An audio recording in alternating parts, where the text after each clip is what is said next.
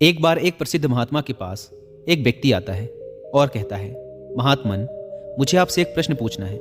महात्मा ने कहा, पूछो, क्या प्रश्न है तुम्हारा? व्यक्ति ने कहा, हम सभी लोगों के पास 2 हाथ, 2 पैर, एक दिमाग और 24 घंटे का समय होता है, लेकिन कुछ थोड़े से लोग बहुत ज़्यादा सफल हो जाते हैं। सभी उनकी इज्जत करते हैं, उनसे दोस्ती करना चाहते हैं, उनके साथ समय बिताना चाहते हैं, लेकिन ज़्यादातर लोग सिर्फ सफलता की चाहत लिए और एक सामान्य सा जीवन जीकर ही इस दुनिया को अलविदा बोल देते हैं। तो आखिर ऐसा क्यों होता है? क्या फ़र्क है इन दोनों प्रकार के लोगों में? व्यक्ति का प्रश्न सुनने के बाद महात्मा मुस्कुराए और बोले, सफल और असफल व्यक्ति में केवल एक ही चीज़ का फर्क होता है और वो है उनकी आदतें। तुम हर रोज़ क्या चुनते हो, इसी से निश्चित होता है कि तुम क्या बनोगे। अगर तुम आराम, आलस्य और छोटे कामों को चुनते हो तो असफलता निश्चित है, लेकिन अगर तुम हर रोज़ मेहनत, अनुशासन, लगन, चुनौती और मुश्किल कामों को चुनते हो तो तुम्हारी सफलता भी निश्चित है।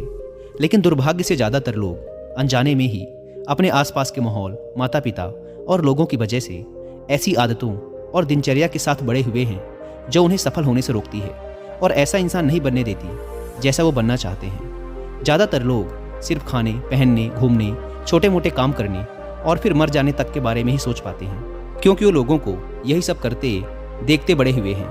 तो ऐसे लोगों की ज़िंदगी में चमत्कारिक बदलाव केवल तभी आ सकते हैं जब वो अपनी सोच, दिनचर्या और रोज़ की आदतों में बदलाव लाएं।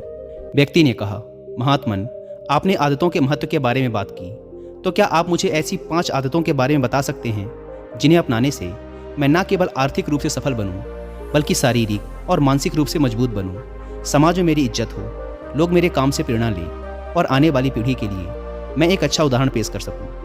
महात्मा ने कहा, बिल्कुल, आज मैं तुम्हें जिन 5 आदतों के बारे में बताने जा रहा हूं, उनका प्रभाव तुम्हें तुरंत नहीं दिखेगा, लेकिन अगर तुम इन 5 आदतों को अपने जीवन का हिस्सा बना लेते हो तो तुम दुनिया के 99% लोगों से हमेशा आगे रहोगे और सफलता तुम्हारे कदम चूमेगी।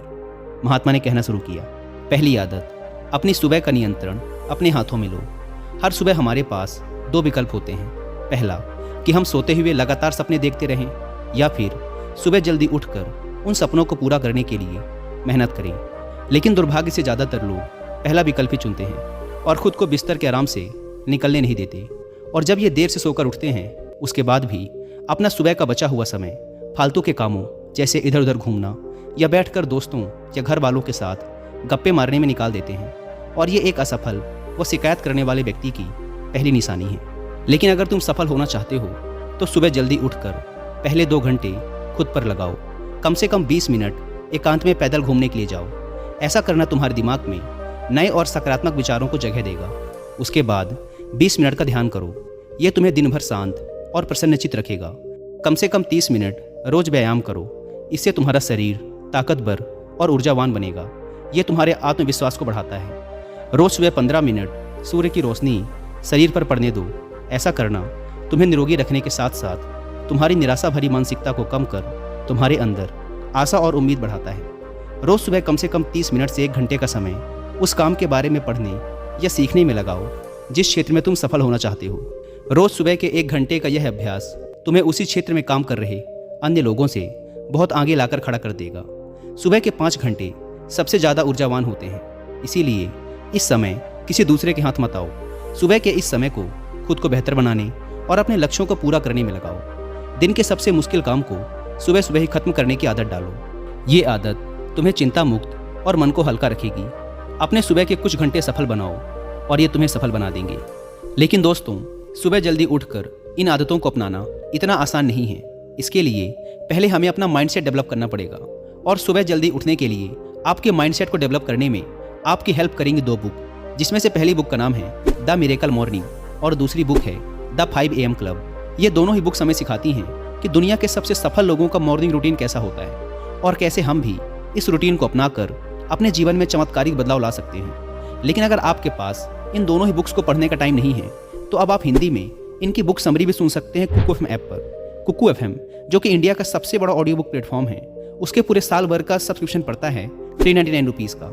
लेकिन अगर आप WI50 कूपन कोड अप्लाई करते हैं तो पहले 250 लोगों के लिए यह प्राइस घटकर हो जाएगा सिर्फ 199 रुपीज़ का, वो भी पूरे साल भर के लिए। ऐप को डाउनलोड करने की link description and first comment पर मिल जाएगी। महात्मा ने कहा, दूसरी आदत, हर किसी के लिए हर समय उपस्थित रहना बंद करो। अगर तुम हर किसी के लिए आसानी से उपलब्ध हो जाते हो तो इसका मतलब है कि तुम्हारे जीवन में कोई बड़ा लक्ष्य नहीं है। ऐसा करके तुम लोगों की नज़रों में अपना मूल्य खो देते हो। लोग तुम्हें गंभीरता से नहीं लेते। इसीलिए ऐसे इंसान को अपना समय देना बंद करो जो तुम्हारी इज्जत नहीं करता और तुम्हें फालतू इंसान समझता है। ध्यान रखो, अगर हर इंसान अपनी मर्जी के अनुसार तुम्हारे समय का उपयोग कर रहा है और तुम सभी के लिए आसानी से उपलब्ध हो तो तुम कभी भी एक प्रभावशाली व्यक्ति नहीं बन सकते। तुम्हारी इस कमी की वजह से लोग तुम्हारी अच्छाइयों पर भी ध्यान नहीं देंगे और तुम्हें हल्के मिलेंगे। लेकिन इसकी जगह अगर तुम समझदारी के साथ अपने समय का सही उपयोग करके अपने लक्ष्य की तरफ बढ़ते रहोगे तो लोग तुम्हारी इज्जत भी करेंगे और तुमसे प्रेरणा भी लेंगे। ध्यान रखो, सूरज की अनुपस्थिति में ही लोग उसकी कीमत को जान पाते हैं। जितने लंबे समय तक बरसात के बादल रहेंगे उतनी ही ज़्यादा लोगों के अंदर सूरज को देखने की चाहत बढ़ेगी। गर्मी में ज़्यादा धूप के कारण लोग जिस सूरज को नापसंद करते हैं, सर्दी और बरसात में लोग उसी सूरज का इंतजार करते हैं। लेकिन तुम्हें सिर्फ लोगों को दिखाने के लिए अपनी उपस्थिति को कम नहीं करना, बल्कि तुम्हें कम उपस्थित रहना है, क्योंकि तुम अपने समय की इज्जत करते हो और अपने काम को लेकर गंभीर हो। महात्मा ने आगे कहा, तीसरी आदत, जल्दी निर्णय लेना सीखो। कमज़ोर विचारों वाले लोग हर निर्णय को लेने में समय लगाते हैं, लेकिन जो उच्च प्रदर्शन करने वाले लोग होते हैं वो जल्दी निर्णय करते हैं और काम पे लग जाते हैं। जल्दी निर्णय लेने वाला इंसान देर से निर्णय लेने वाले इंसान से हमेशा आगे रहता है, क्योंकि देर से निर्णय लेने वाला इंसान जब तक सोचेगा और हर संभावित विकल्प के बारे में विचार करेगा तब तक एक निर्णायक व्यक्ति निर्णय लेकर काम भी शुरू कर चुका होगा और ज़रूरत पड़ने पर खुद को या अपनी योजना को बदल भी चुका होगा। इसीलिए निर्णायक बनो। तुरंत निर्णय करने की काबिलियत होना एक बहुत बड़ी ताकत है, बिना ये जाने कि जो निर्णय मैं ले रहा हूँ वो 100% सही है या नहीं। मुश्किल समय में ऐसे निर्णय लेने के लिए बहुत ही आत्मविश्वास और हिम्मत की ज़रूरत पड़ती है।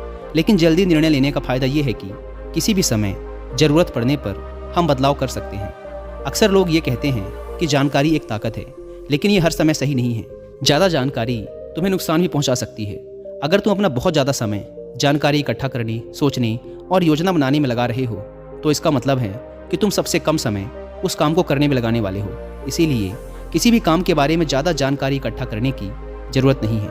कुछ समय लेकर ठीक से सोच लो, लेकिन जब एक बार निर्णय ले लिया तो उसी के साथ चिपके रहो जब तक कि उसे बदलना बहुत ही ज़रूरी न हो जाए। जल्दी लिया गया अधूरा निर्णय भी उस सही निर्णय से ज़्यादा सही है जो समय निकलने के बाद लिया गया है।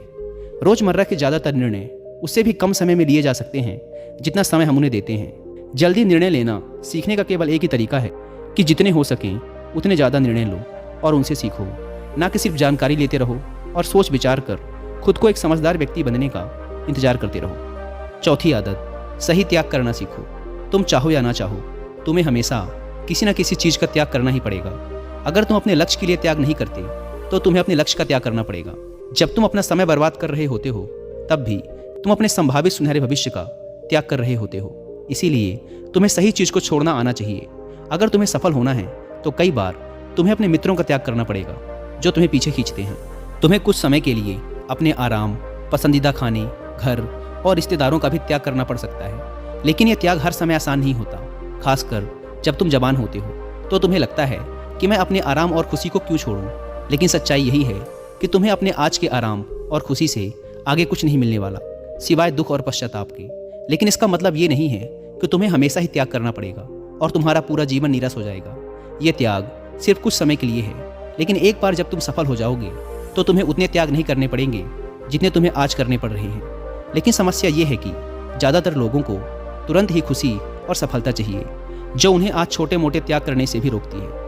लेकिन त्याग का दूसरा पहलू ये भी है कि एक इंसान के रूप में तुम अपने सर्वोच्च क्षमता तक पहुंच सकते हो और वो सब कुछ हासिल कर सकते हो जिसके तुम सपने देखते हो। इसीलिए सही चीज़ों का त्याग करना सीखो। महात्मा ने आगे कहा, पांचवी आदत, अनुशासित रहो। जितनी भी बातें अभी तक मैंने बताई हैं वो सब बेमतलब हैं अगर तुम्हारे अंदर अनुशासन नहीं है तो। हर इंसान अनुशासन के महत्व को जानता तो है, लेकिन वो फिर भी अनुशासित नहीं रह पाता। अनुशासन की बातें करना और इसे जीवन में उतारना दो बिल्कुल अलग चीज़ें हैं। लेकिन एक अनुशासित जीवन जीना इतना मुश्किल भी नहीं है जितना यह लगता है। अगर तुम खुद के प्रति ईमानदार हो तो यह बहुत आसान है। तुम हर रोज़ वह काम करना शुरू कर दो जो तुम्हें लगता है कि तुम्हें करना चाहिए, फिर चाहे तुम्हारा वो करने का मन कर रहा हो या ना कर रहा हो। शुरुआत अपने बिस्तर से करो। सुबह जैसे ही नींद खुले आलसियों की तरह पड़े रहने की बजाय तुरंत बिस्तर छोड़ दो। कसरत करो, स्नान करो, ध्यान करो, फिर अपने सबसे ज़रूरी काम करो। अनुशासन हमें हमारे लक्ष्य की ओर केंद्रित रखता है। हमारा खुद पर नियंत्रण बढ़ता है। हम विपरीत परिस्थिति में भी खुद को शांत रख सकते हैं। अनुशासन एक धागे की तरह होता है, जितनी बार लपेटोगे उतना मजबूत होता चला जाएगा। अनुशासन की कमी हमारे आत्मविश्वास को भी कमज़ोर बनाती है, और कमज़ोर आत्मविश्वास के साथ कोई भी इंसान अपना सर्वश्रेष्ठ नहीं कर सकता। इसीलिए अपने अंदर की कमजोरियों के खिलाफ लड़ते हुए रोज़ अपने अनुशासन को मजबूत करते चले जाओ, क्योंकि अनुशासन के द्वारा ही दूसरी अन्य आदतों का अपनी सफलता के लिए उपयोग किया जा सकता है।